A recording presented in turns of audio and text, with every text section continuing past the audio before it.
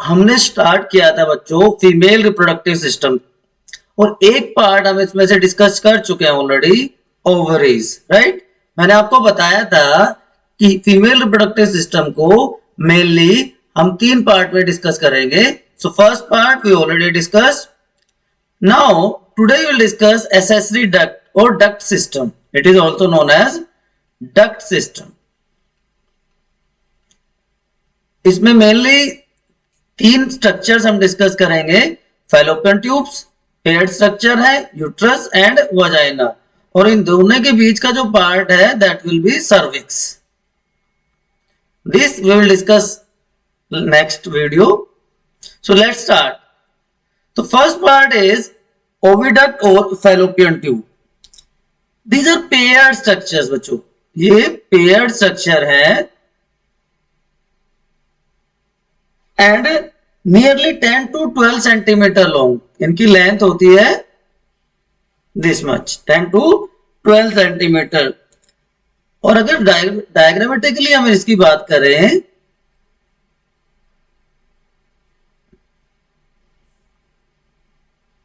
तो इस तरह का स्ट्रक्चर इसका होता है। ये ऑलरेडी हम डिस्कस कर चुके हैं ovarian part,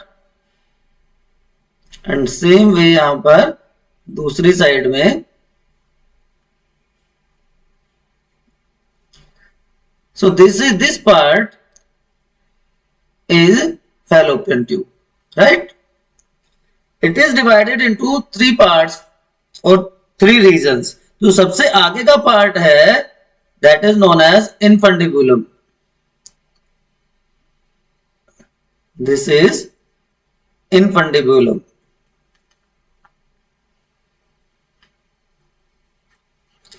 Middle part is known as ampulla, and the last part is known as isthmus. So infundibulum, ampulla and isthmus are the 3 regions of fallopian tube. अगर हम बात करें इनफंडिबुलम की, जो सबसे आगे का हिस्सा है, आगे का पार्ट है, it's a trumpet like opening. Trumpet की जैसी ओपनिंग है। जो इसका जो एंड है, यहां पर आप देख रहे हो, इसके एंड पर ये फिंगर लाइक प्रोजेक्शंस हैं। These finger like projections are known as fimbriae. Fimbriae बहुत इंपॉर्टेंट स्ट्रक्चर है। Fimbriae have to collect egg cell from the ovary. यहां से जो एग सेल आएगा उसको रिसीव करने का काम ये फिम्ब्री करते हैं आफ्टर ओवुलेशन, राइट। अब आपको पता है, आपने सुना है कि कुछ फीमेल्स होती हैं, कुछ ऑर्गेनिजम्स होते हैं जहां पे कोइटस या reproduction, sexual intercourse is necessary for ovulation. Coitus important है for ovulation. They are known as induced ovulators. Such organisms are known as induced ovulators. लेकिन ह्यूमन बींग्स के केस में, ह्यूमन फीमेल्स के केस में FSH, LH, luteinizing hormone, follicle stimulating hormone and luteinizing hormones, they help in the process, but coitus is not necessary, so they are known as spontaneous ovulators.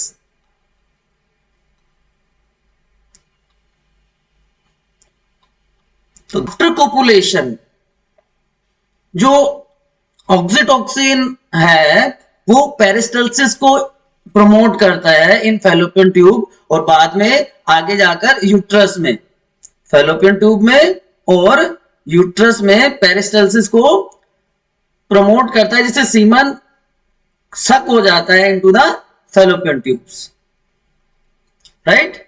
अब second part की हम बात करते हैं। Infundibulum के बाद second part is ampulla region. सबसे important part, fertilisation occurs here, जहां पर फर्टिलाइजेशन होता है।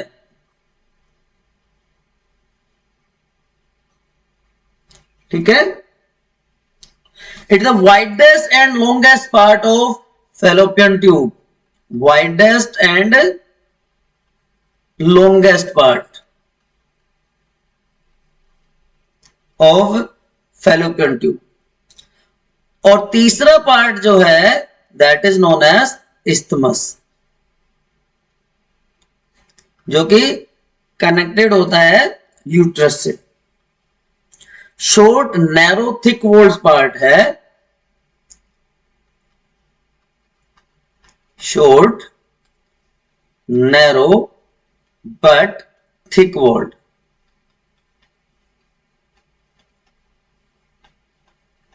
क्लियर, जो कि ज्वाइन करता है यूट्रस को,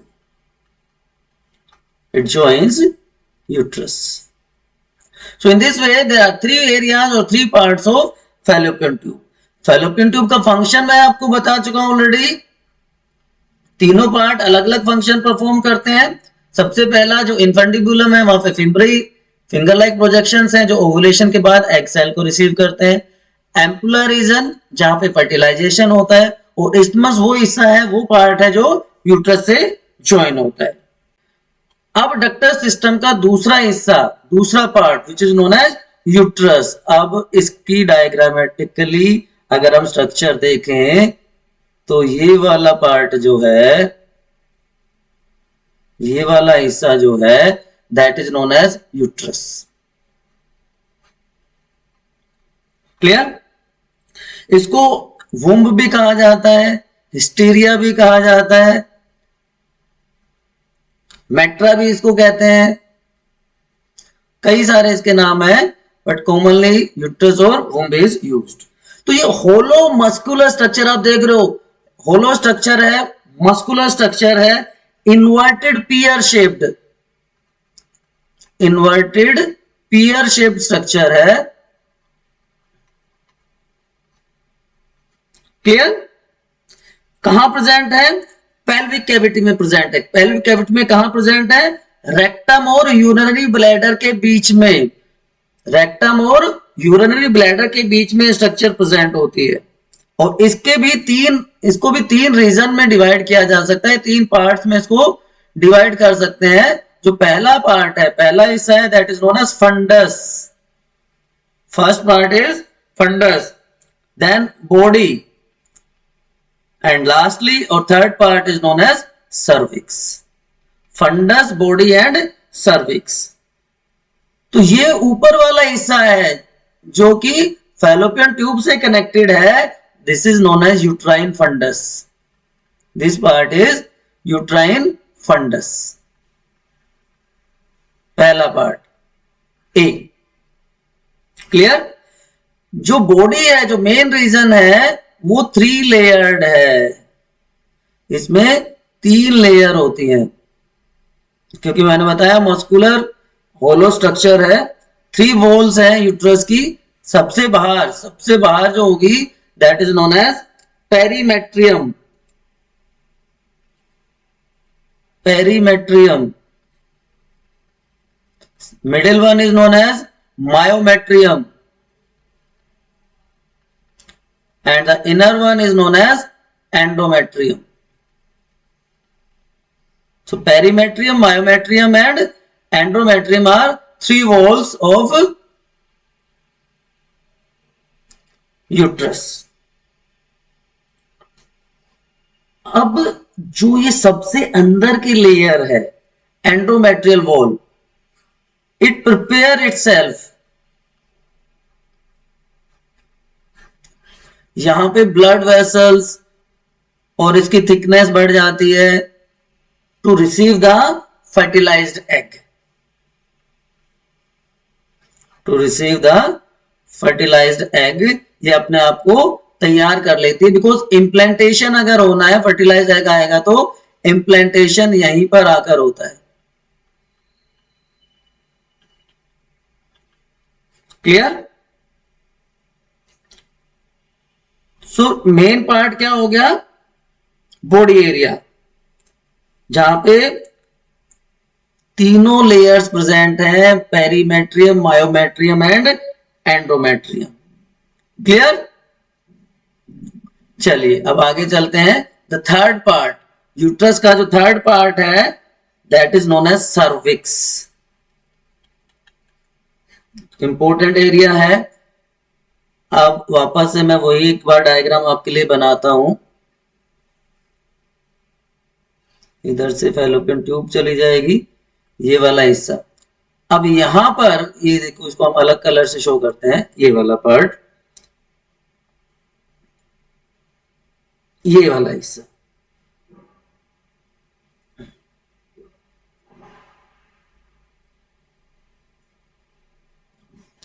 राइट? तो ये वाला पार्ट है, this is known as cervical canal. Cervical canal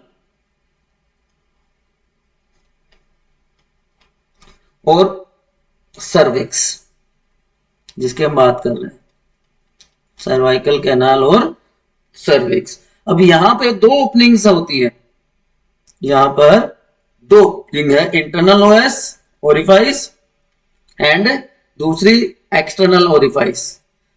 sorry, this is internal orifice and this is external orifice. दो ओपनिंग है यहां पे, इंटरनल एंड एक्सटर्नल ओरिफाइस। जो यूट्रस की बॉडी है उसके साथ जो कनेक्शन है, यूट्रस की बॉडी के साथ जो कनेक्शन है that is known as internal orifice, और जो वजाइना के साथ जो कनेक्शन है that is known as external orifice. Clear? तो सर्विक्स और कैनाल जो लास्ट पार्ट है यूट्रस का, ऊपर की तरफ यूट्रस से जुड़ा हुआ है सर्वाइकल कैनाल जिस इंटरनल ओरिफाइस के थ्रू, और नीचे की तरफ वजाइना से कनेक्टेड है with the help of external orifice, right? Os. सो ये वाला पार्ट जो मैं आपको बता रहा हूं, सर्विक्स और सर्वाइकल कैनाल, ये वाला पार्ट, इधर इंटरनल ओएस है और यहां पर एक्सटर्नल ओएस है। दोनों स्ट्रक्चर्स यहां पे प्रेजेंट हैं। ट्रस की ही बात करते हैं हम। यहां पे तीन लेयर्स हैं, तो सबसे बाहर की लेयर ये हो गई पेरीमेट्रियम, राइट? उसके बाद मिडिल लेयर इज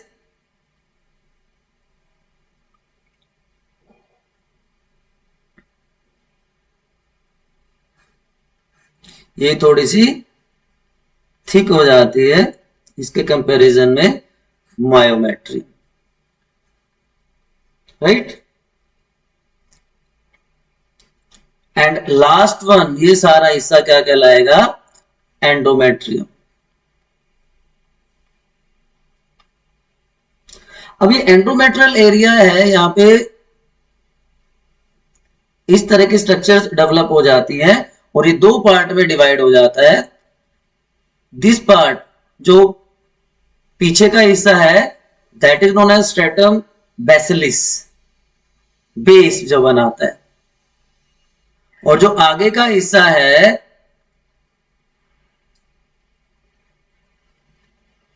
जहां पर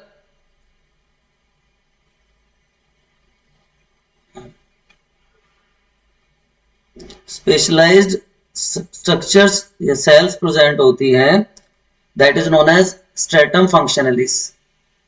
स्ट्रेटम फंक्शनलिस।